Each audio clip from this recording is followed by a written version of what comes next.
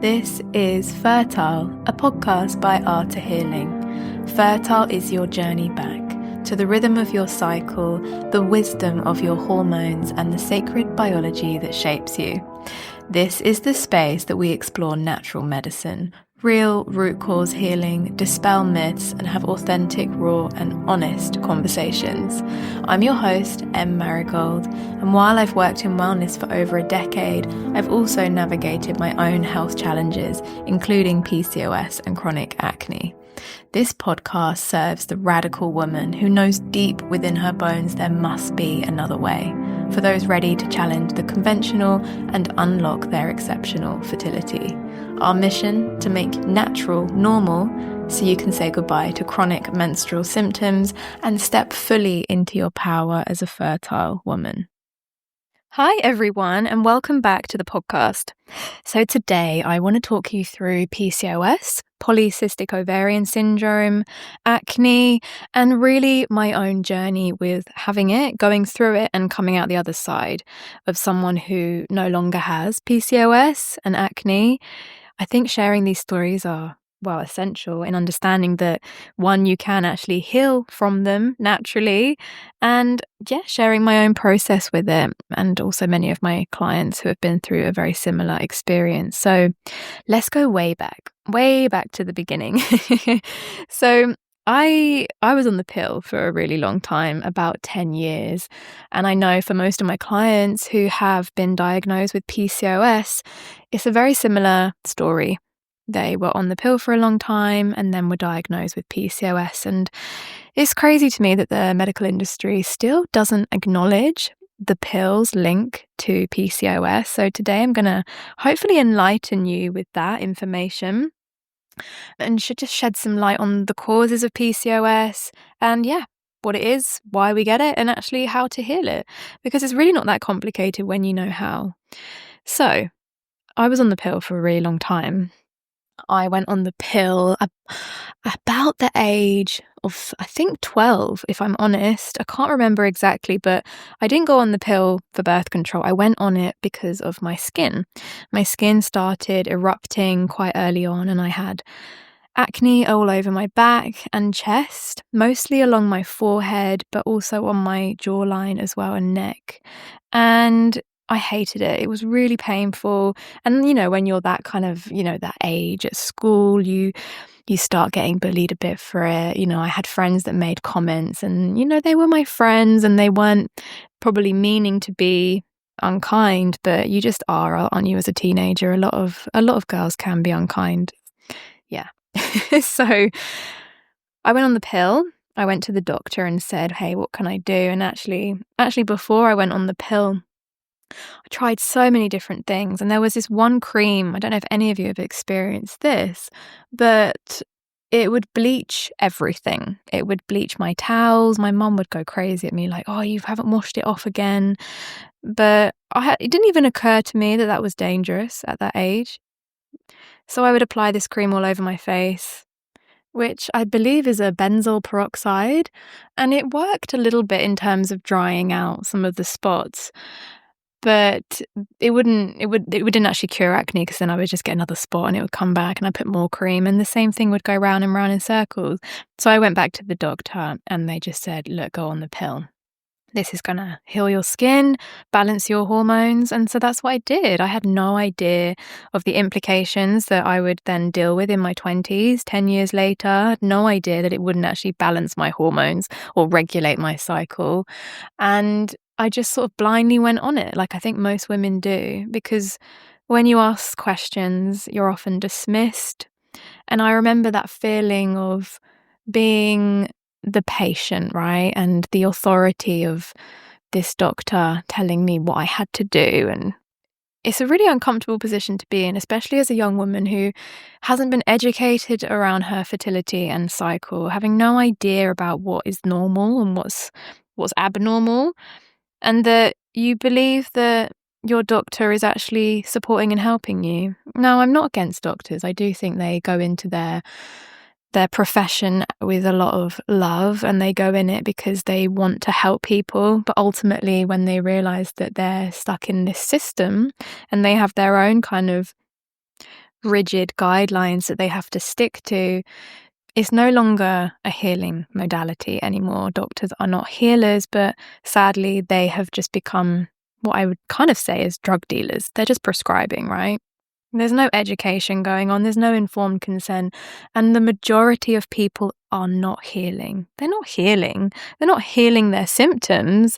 They're just dampening them down a little bit, and then they'll come back later when you stop taking that medication. So what we say really is these are just plasters, and that's in fact exactly what happened to me. A plaster. I plastered my acne by taking the pill, and it did work for some time. I would still get quite a lot of eruption on my back, and they were really painful sort of cysts. But I would say it did improve. And so I didn't think about it. I was just like, oh, great, I can't get pregnant. If and when I choose to have sex, my skin is cleared up. All is well, right? And so for me, this was really amazing because I remember being at school and we had these horrible beige blouses that were basically clear. Like you could see through them. You could see young women's bras. I'm sure it was designed this way for a reason. Extremely crazy, a little bit fucked up. And I had acne on my back. And so sometimes when I would lean on a chair at school, yeah, they would pop, and then I'd have marks on my blouse, and it was humiliating. And this led to me sort of sitting more at the back of class and not interacting too much in lessons. And this had a really big detrimental effect on my learning. I didn't even learn that I was dyslexic until I went to university and did my science degree in natural medicine. But imagine all those years just like not engaging, all because of acne. And it sounds so small, doesn't it, that acne is just a skin thing, that it's not really a big deal. But if you're suffering with acne at the moment, you'll know how much it affects your entire life. It's not just that it's visual, but I think what a lot of people don't realize if they haven't experienced acne is that it's extremely painful. The blood, the pus, the inflammation, and you can feel those spots when you move. Every time you kind of move your shoulders, your arms, and it makes you feel really gross. I remember like when I would pop spots and pick at things because I just thought, oh, I just feel really disgusting in myself and I don't want all this pus. And yeah, so when going on the pill, it was like this dream for me. I was like, wow, my skin's so much better. And then I decided to come off the pill. I was going through this whole like radical time in my life. I went vegan. I wanted to travel, and I stopped taking the pill, went traveling to India, and lost my cycle. I no longer had a period.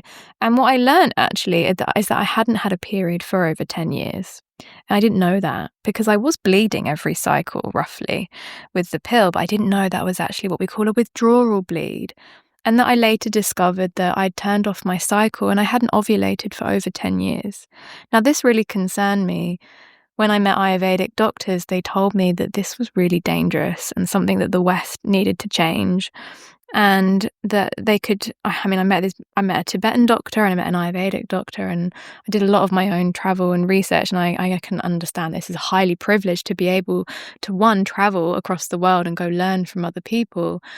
But I just was with a friend. I had a backpack, had a little bit of money that I'd been working hard to save. Sometimes all three of us would just like share a bed and just pay like £1 a night to stay in a hostel. And this was like a really big part of my journey because it gave me that space to be able to actually listen to myself and my symptoms and start that intuitive process of what do I actually feel and what is going on? Why are we giving women the pill and just turning off their cycle and then pretending everything's okay? So I started learning. One of the doctors I met told me that I was completely full of toxins and stagnant, and one day soon it would all erupt. And I was like, what does that even mean? I was like, okay, a bit dramatic, right? And actually, I didn't have a cycle for the whole time I was in India. I didn't have a period the whole time. And at that time, I was feeling quite grateful for that I didn't have to deal with periods whilst traveling. You know, my friend at the time, she did have to deal with it. And I was like, oh, then, and I'd always had quite uncomfortable periods. They were never heavy, but painful and a bit dry, just light, not particularly anything special. But I didn't even know that you could have a better period. I was never taught as a young woman that you can actually enjoy your period. So yes, I didn't have a period for the whole time I was away, which was actually 6 months. I did a whole 6-month trip for my full visa. I didn't have a period the whole time. And just towards the end of my trip, everything erupted, and I finally knew what the Ayurvedic doctor was talking about. My skin erupted more than I have ever seen it before. My whole face was covered in cysts. I had cysts all around my mouth that was so painful that every time I would speak, it was painful. And I felt like these were going to scar my face. I had them all down my neck, and it was humiliating. I felt so embarrassed I wanted to be this like natural woman traveling and look good. I was only 21 at the time.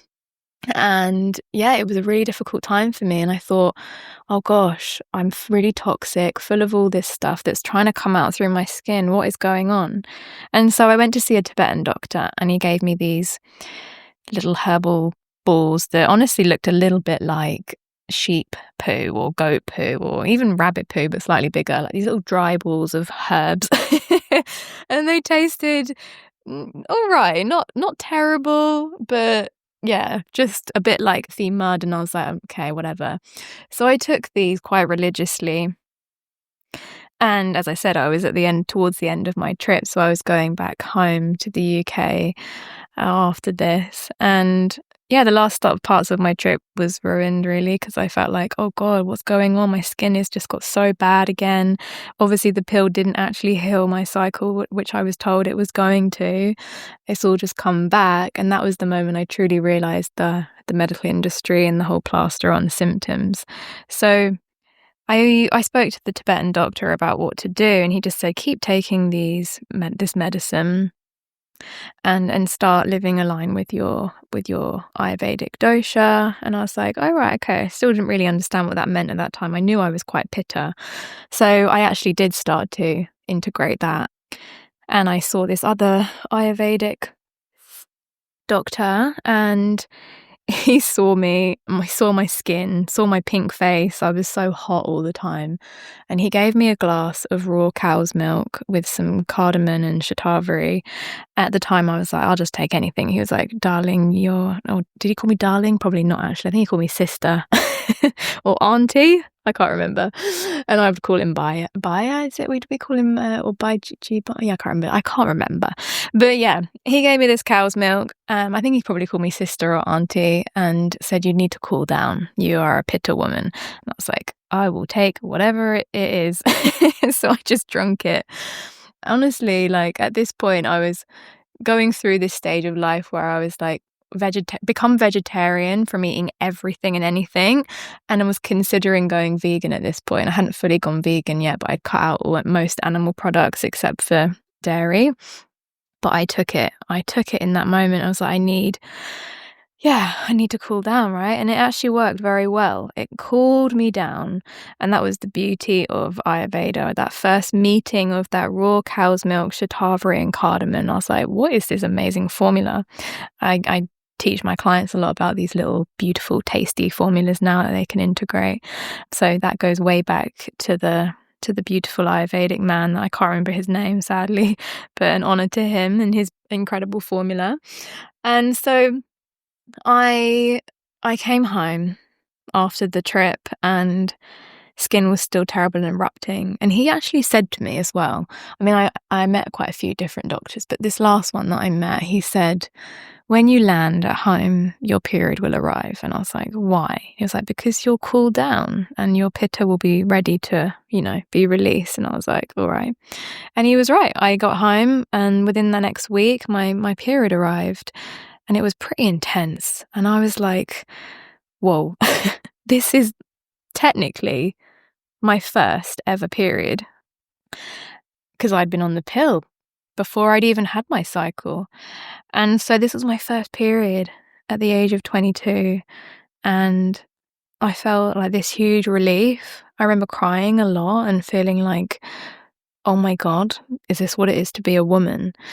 And from that day, I was like, okay, I'm going to put all I can into healing and understanding my body and why it's been functioning the way it is.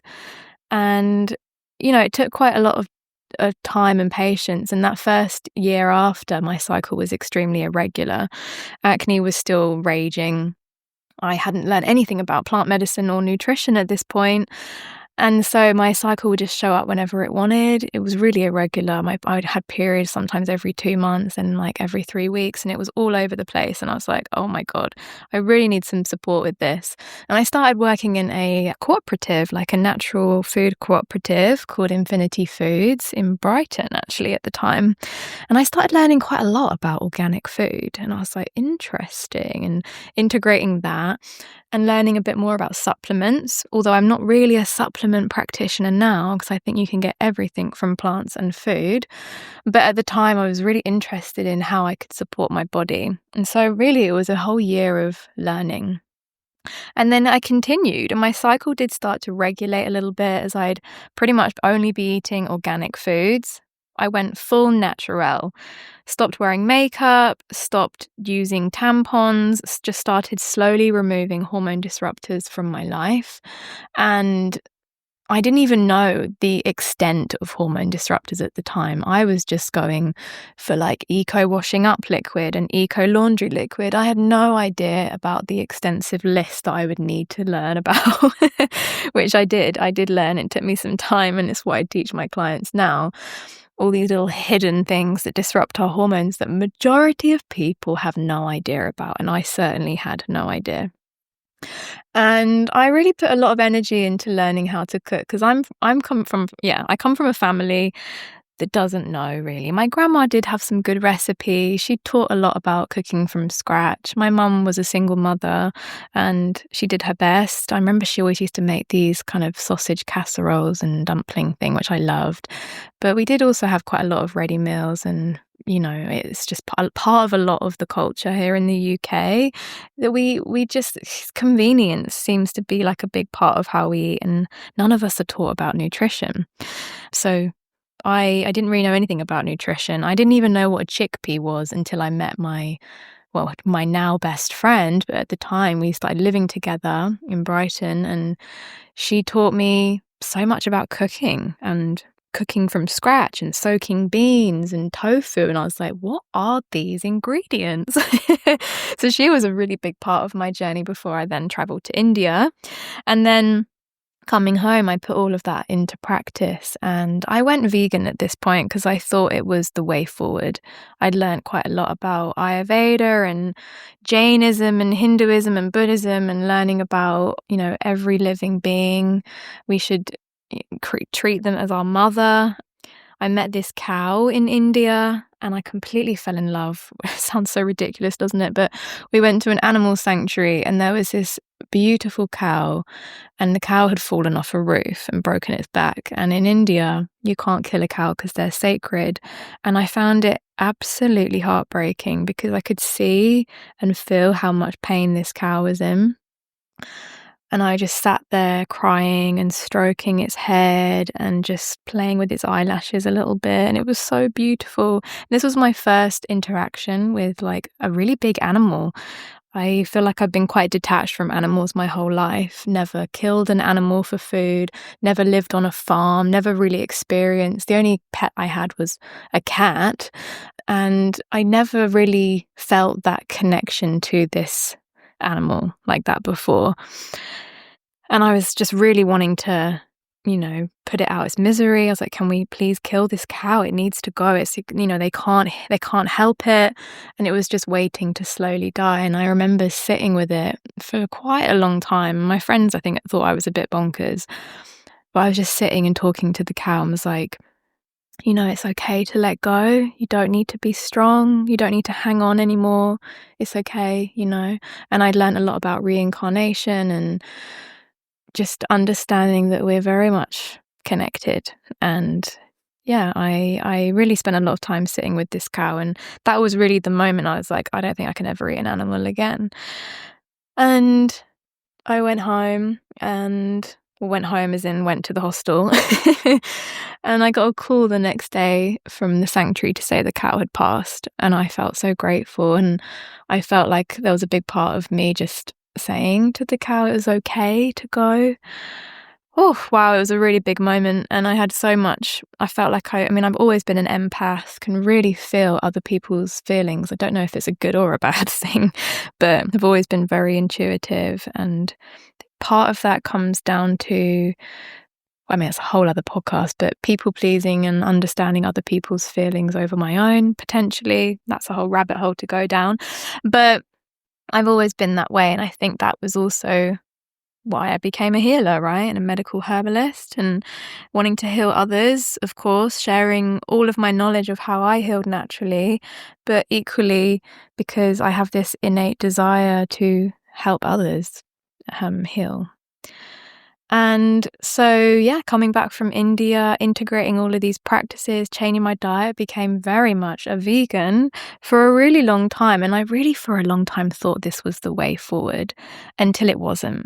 And I started to feel exhausted, depleted, and I just kept craving eggs. And I knew that I had to start integrating some animal products because as plant-based, I felt like I was cooking all the time, having to eat huge plates of food. And I did my best. I worked really hard on getting my complete proteins, enough fat, and ultimately it just wasn't sustainable for me. And I really battled with this for so long. I thought, how can I go from being vegan to even vegetarian? I didn't want to consume anything from another animal, but I knew that my body needed it, and it was such a battle for so long. And I remember the first time I had eggs, I cried. But I cried with joy as well as overcoming my feeling of I got it wrong, and I felt so good. And I ate eggs again. Then I started integrating a little bit of dairy, but I knew that dairy was not the main thing for me. I knew that because of my Ayurvedic dosha, I'm Pitta Kapha, and I knew that I didn't need a lot of dairy, so I didn't ever really have a lot of dairy. Was never like a huge cheese person anyway. And although I do like yogurt, which is not great for Pitta, but yeah. And I then was vegetarian for quite some time, stayed in that, but I still felt like something was off. I still was dealing with acne. It had got better from eating a lot of organic foods and eating whole foods, and I'd started cutting out quite a lot of processed foods, but I was technically still eating a lot of, I was eating seitan, and I was eating foods that had additives in because I didn't know at the time. And I was eating quite a lot of what we call vegan block and margarines because I thought they were healthier. I was told all these saturated fats and butter were going to cause atherosclerosis in my heart, And I didn't know this was actually causing a lot more damage. And so my cycle was still irregular. It definitely got more regular. It wasn't as bad as it had been, but I was like, something's not quite shifting and I'm really depleted. And so I went back to the doctor and asked for support. I said I was dealing with irregular cycles and acne that I couldn't shift. It was showing where it was displayed more on my back, and they did some tests and I had high testosterone levels, and my period was really light. It'd gone down to like 2 days, really light pink blood. And I was like, I don't really understand. I don't have much pain anymore, but I'm also sure that something's not quite right. And so the doctor said, it sounds like you might have PCOS. And then they diagnosed me with PCOS in the end with the Rotterdam criteria, which is basically if you've got acne, irregular cycles, and high testosterone, then you can be diagnosed with PCOS. Quite easy to get a diagnosis. And I was like, all right, what's the answer to that then? The pill. And I just laughed and I was like, you're joking, right? I've just spent all this time detoxing and clearing my body of all this crap and actually working towards regularly having a cycle because, I really want to be a mum at some point. And yeah, the answer was the pill. And I was like, so you're telling me the only cure for PCOS is the pill? And they said, yeah. I was like, okay, I no longer will be coming to the doctor for any advice. I'm going to take this into my own hands. And I did.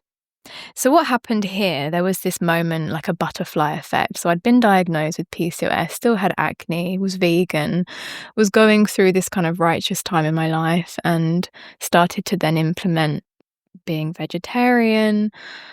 And I fell pregnant at this time, and it wasn't planned. And it was a really significant time in my life because I'd always wanted to be a mother, but I didn't want to be a mother in this way. And I was really battling with what to do because I was like, I really want to be a mother. I know I can do this. But equally at the time, I didn't have very much money. I was on my own, wasn't in a relationship, and I was actually in the middle of couch surfing. Didn't have anywhere to live. And I was like, oh my God, okay, don't think I can do this. And so I decided at the time, I think out of panic and not really feeling like I had anyone to talk to, I had a termination. And after the termination, there was so much regret, so much guilt. I remember just before I was going under, because I had to be put to sleep, although I was only very early, I was only about 4 to 5 weeks pregnant. I felt like I changed my mind just in the moment as I was being put to sleep. And when I woke up, I had extreme PTSD that I just couldn't understand what happened, this feeling of emptiness. And I know now from speaking with other clients and other women that this is actually quite normal, and they don't suggest going under now unless it's completely necessary. They actually suggest that it's better to experience the termination, the miscarriage in a healthy way, and not, I think that just really sums up my kind of avoidant behavior and just wanting to have it removed and not think about it. And it was extremely difficult to process that I was no longer pregnant, and I just couldn't. It took me a long time, weeks and weeks and months of crying and processing what I had done. And I finally sought help, and I went to see a herbalist.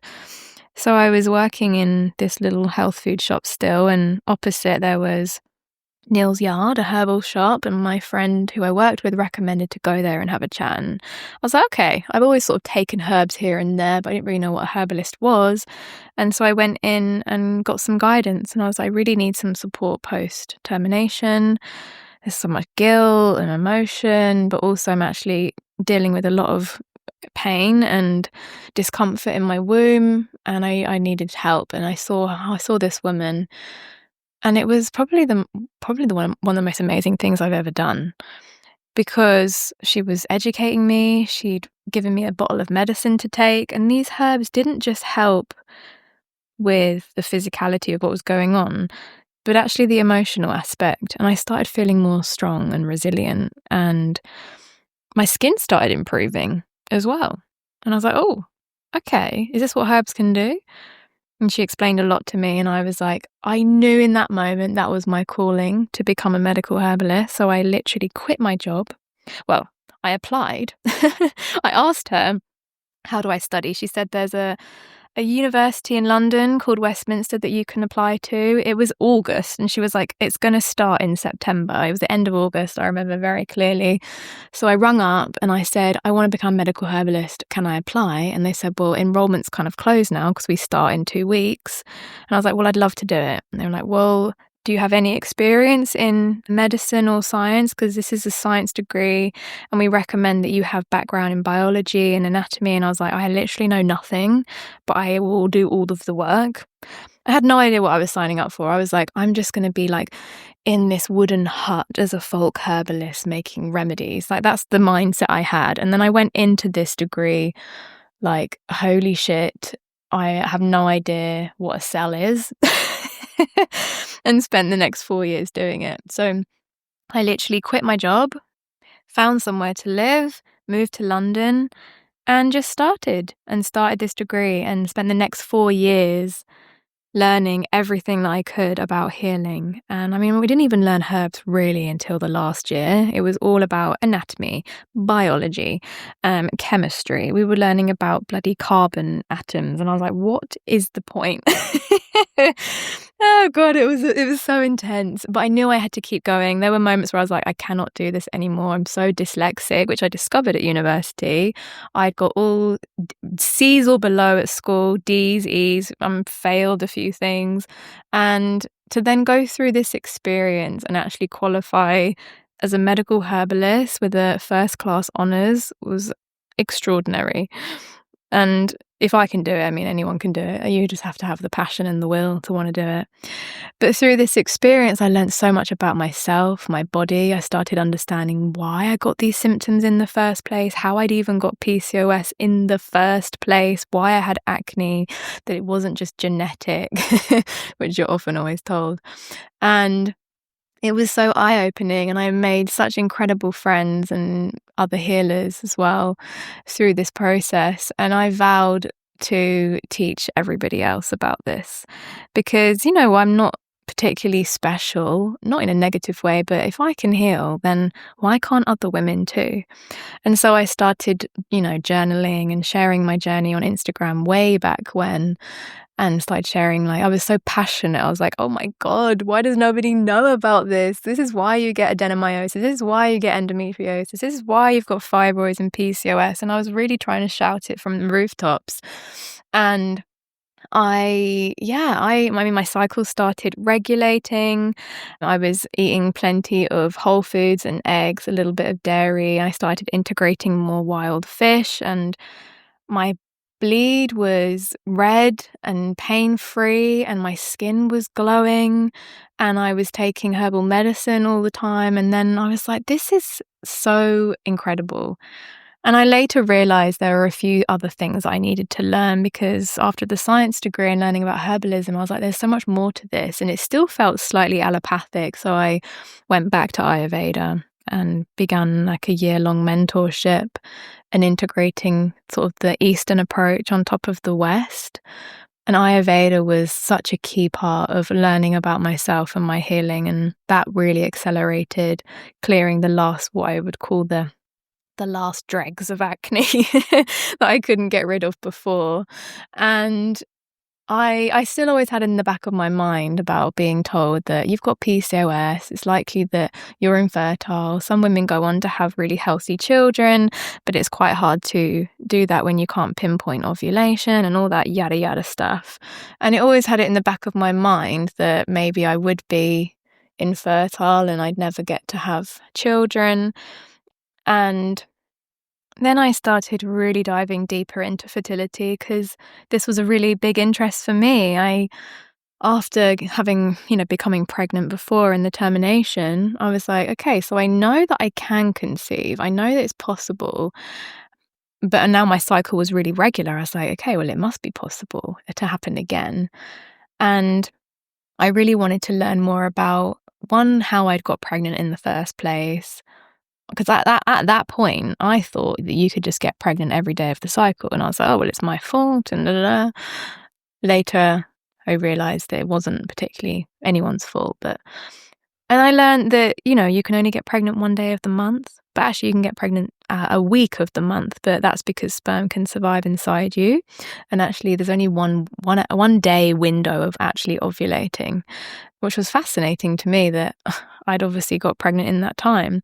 And so I started learning more about tracking and fertility awareness and natural birth control to prevent pregnancy at that time because I didn't feel quite ready. And then learning exactly when I'm fertile and exactly when I'm not. And this was a big part of integrating and understanding my cycle. And so now I'd got medical herbalism pretty much under the belt, understanding that, and Ayurveda. And now I was refining it into women's health. And I just felt like more and more women were coming to me with PCOS and endometriosis and why are we getting these things? And I started, when I finished my degree, I just started working with clients and educating them, writing prescriptions, and people were just getting better. And I was like, this is so easy. Why are we not spreading this awareness? So my journey with PCOS and acne was actually quite long, but that's because I never went to anyone. There was no guide. It wasn't until I met that herbalist and then actually studied it myself.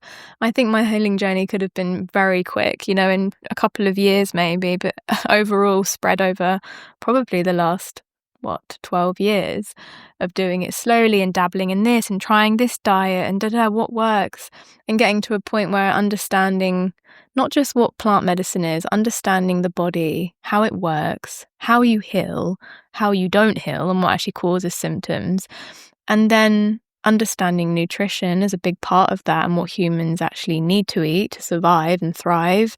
The human diet, like every animal on this kingdom, has a diet. We don't, in this life, we've got so many trends and fads, it becomes extremely confusing. And it's actually all quite simple. And so, my journey came to a close when I conceived my son. And in that moment, that was when I really knew about animal products even more, because it was extremely intuitive and instinctual. My body in pregnancy really needed animal products, which really, that's a whole other podcast episode. But I just went exactly with what my body needed. And I'll probably do another episode on veganism and why I don't, and why I no longer do that. I think a big part of it is putting myself first, finally, and listening to my body and my health and what it needs, and doing things as ethically as you can. I know a lot of vegans that might listen to this and just think you're crazy and there's no ethical way. And I was really angry when I was a vegan, and I meet a lot of angry vegans, and I completely empathize as to why they feel the way they do. But we'll leave that probably for another talk. But I had a very easy pregnancy, and I did have a little bit of morning sickness, but I knew the herbs that I could take to support that. And I also knew why I had morning sickness, which was a lot of it was to do with blood sugar. And I also knew that because I had PCOS in the past, I knew that there was always a blood sugar insulin thing at play with my health, which again, nobody tells you. A big part of PCOS is your insulin sensitivity and resistance, which is what I teach my clients, and understanding how to regulate that. And so, in my pregnancy, then I knew how to handle that, and it was great. Beautiful pregnancy. I was pretty tired, but you're growing life, so I can't really imagine not being that tired in pregnancy. I had quite a lot of energy between trimester 2, in that sort of 3 to 7 months. And then I had a beautiful home birth, and it was long, bloody painful, I'll tell you that. But that was because I hadn't prepared in a way that I now know, and I would do more hypnobirthing next time. And I had a lot of stress in that pregnancy. I knew I was going to be a single mother, so that was a really difficult process. And again, that's a whole other podcast episode. But I guess my point here is that I felt good, and to me, that's a real achievement from feeling so terrible so early on in my life. And I didn't even talk you through a lot of the other symptoms I experienced. It wasn't just acne. I had migraines. I was sick all the time. I had colds every single month. I had chronic fatigue where I'd sleep 16 hours plus a day. And that came from having mononucleosis, Epstein-Barr virus, which completely knocked out my immune system. I missed all my SATs at school because of that. I felt numb and depressed for so many years, and I couldn't cry. I turned to alcohol for many years and just used it as a sort of a cultural English excuse that we just drink and binge. And I was just so unhappy before I had that moment where I came off the pill and started my healing journey at 21. And that whole of my teens just feels like a big blur of big trauma and misery. And of course, it's probably not the full case, but to go from that to that Emma who was so unwell to becoming the woman that I am today. And I never thought I'd be the woman with clear skin and long, healthy hair and thick, hard nails and regular bleeds and have the amazing little boy that I have. And it's such a joy to come out the other side of healing, because healing's not easy. And a lot of people say to me, but how do you know that you don't have PCOS anymore? Well, I know by my symptoms. And it's something I teach my clients, symptoms as messages. And it's not like, healing is not completely linear. It's changing all the time. We can't control our environment. Things come up. But what I teach my clients is the tools so that you know when something, or if something does come up, you know how to deal with it.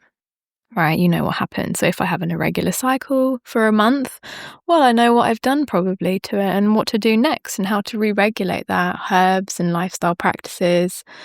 If I get a spot, oh, maybe I ate too much pitogenic food and dairy or whatever, and so what? I got a spot, but I know that I have the tools to clear it. And yeah, one of the things that I never actually realized until the last couple of years is, my hair. I had quite a lot of hair loss as well when I was a teen, especially all around my receding hairline, which is kind of an early sign of PCOS beginning. And I lost hair, and my nails were so brittle. I used to put that nail varnish on my nails that would make them taste bad so that you couldn't bite them off, and I bit them so low that they would bleed. And I just dreamed of having like long, thick, healthy nails. And I do now. They're so long. I can't even cut them sometimes. I actually nearly broke the nail clippers the other day because they're literally like hard metal. So that's a big sign. I know that I'm healthy and well. My hair grows well as well. And all those times of having these like receding hairlines and feeling a bit bald. And yeah, to be at this place in my life where I'm just so well. And yeah, a lot of people always say, like, I don't know how you do it, Emma. I don't know how you run this business, and you're a single mother. How do you function on like little sleep and all of that? And it's like, I don't know how anyone else would do this if they're not well. Like, I struggle sometimes, but because I am well, my son wakes me up at 5 a.m. I'm with him most of the day. I have built this business to help others, having the podcast and writing articles and having my one-to-one clients and writing prescriptions, and then, going to bed late. And I still function really well. And to me, that's a sign of resilience, which is what I teach my clients, is how to build that resilience, how to replenish your cup, because that is what fertility is, right? That's what fertility is. And what I teach my clients now, and a lot of the younger women as well, that actually having a cycle is so beneficial for your health, for your mental health, for your mind. It's how we make our hormones, and having that natural cycle now has completely changed my life. The women that I meet who are still on birth control, and they're just like, have no idea until they come off it, how they then feel. You don't have to put up with these symptoms. You don't have to put up with feeling exhausted all the time, depleted, hemorrhaging periods, dry, irregular cycles. Like, none of that is normal. So if you've ever been to the GP and they tell you, or the doctor, what you're dealing with is normal, and the only answer is the pill or surgery, run a mile, because it's not true. And to me, that is extremely unfair. It's not giving informed consent. And I always go back to that moment of being told you've got PCOS and the only answer is to go back on the pill. And I said to him, I remember saying, but you do know that the pill is one of the main causes of PCOS, right? You do know that. And he was sort of a bit stunned and didn't really know what to say, like a deer in headlights. And he was like, well, there's no scientific research on that. I was like, sure, okay. Well, we do know now, as holistic practitioners and naturopaths, that when you put on the pill, it doesn't regulate your hormones, doesn't do anything other than turn off your cycle and stops you ovulating. And so with that, you turn off your hormones, right? Those precious hormones you need to thrive. And so when you come off the pill, what you get is what we call a testosterone resurgence. So you get a huge surge in testosterone, which is there for a reason, to wake up the ovaries after a long sleep, to get you ovulating again. And so you're left with these high testosterone levels, depending on the health of your body, your liver. If your body can't detox these, are you going to then have PCOS? It's also connected to your blood sugar, your diet and your lifestyle, which can trigger testosterone release in the ovaries. So there's all this information that we need to know and understand as women that we're not taught. And I feel that's such a sad thing to accept and know, that when you're just told to go back on the pill is the only option for healing PCOS. And what's really interesting is that so many women don't even know that PCOS, when they say polycystic ovarian syndrome, and they think, oh, they've got so many cysts on their ovaries and that's full of pus. Like, all the clients I work with come to me saying, oh, I've got so many cystic things on my ovaries, and they imagine all this pus. And I say to them, look, I was once like you. I thought the same. But the reason you have cysts, in air quotes, on your ovaries, they are not actually cysts. It's because you haven't ovulated in such a long time. Your ovaries are full of eggs. They're full of follicles. And all we've got to do is get you ovulating again, which we can do with your diet and your lifestyle and herbs, specific herbs that suit your body. I mean, there's a whole pathway that we work on, and it can be a little bit complicated, but I mean, it's not so complicated for me because I know now, but when you first start learning about this, it can feel a bit overwhelming because there's so much to learn, but it's also really addictive and exciting because you suddenly get all the information that you've been craving for so long: how to live as a woman, how to heal naturally, the herbs that are going to work specifically for you and your body, that are going to clear PCOS and those excess testosterone levels. It's remarkable, really. And so really, that's my journey of going from all of that: PCOS, acne, chronic fatigue, migraines. And I mean, I knew, going back quickly just before we bring this to an end, that I had migraines as a teenager, and when I went to the doctor, they just misdiagnosed me and just said it's migraines. And I used to black out all the time. And my friends used to find it quite funny. I'd be like at a gig or something, and I couldn't see. My eyes would go dark. I'd have to find the wall, and I was told I had migraines. So I just took painkillers for many years. And then later discovering that it was never that. It was actually connected to the polycystic ovarian syndrome that had already begun in my teens when I was on that pill. And turning off my cycle, accumulation of those follicles, and the testosterone rising, and insulin being a big problem. It was blood sugar. My blood sugar was all over the place. I was hungry all the time, and then I'd be like okay for a bit and starving, and my blood sugar was a nightmare. And that was a huge piece of learning about PCOS. And imagine if I'd have been told way back, and how much quicker I could have healed. But, things happen at the time they're meant to.